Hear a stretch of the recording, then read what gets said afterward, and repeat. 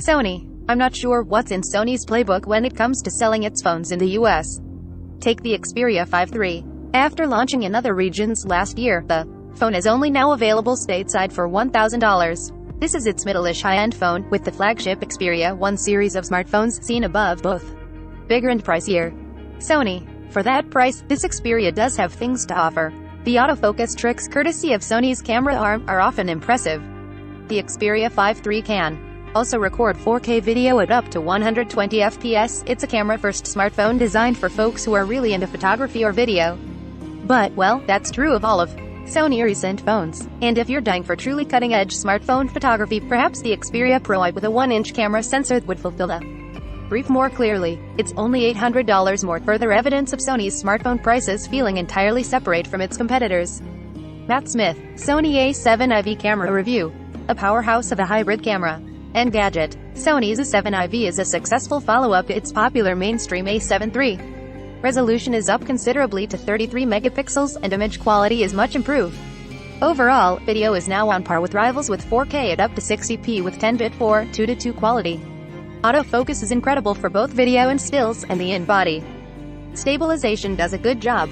The biggest drawbacks are the relatively high price and the rolling shutter that limits use of the electronic shutter. Steve then puts the newest, best Sony camera to the test. And I guest star as a voiceover talent. Continue reading. Comcast tests the first multi-gigabit cable modem. But will you get full use of that bandwidth?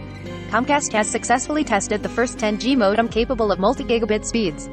The Broadcom-built prototype can provide download and upload bandwidth, topping 4 gigabits per second. At those speeds, downloading all 61 gigs of Call of Duty Vanguard for PC would take just over 2 minutes. Continue reading. Baby Shark is the first YouTube video to reach 10 billion views.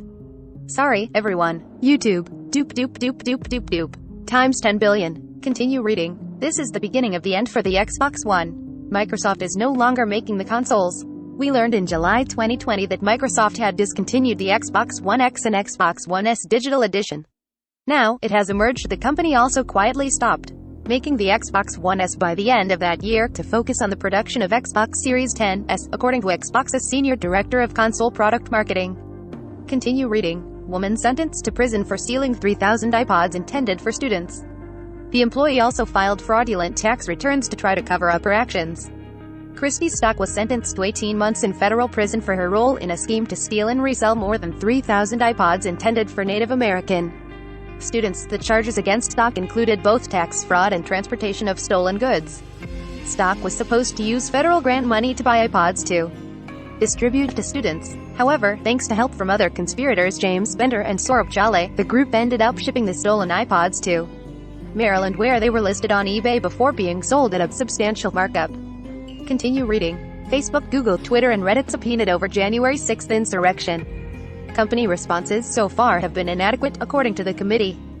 Facebook owner Meta, Google, Twitter and Reddit have been subpoenaed by the Congressional Select Committee investigating the January 6th insurrection at the U.S.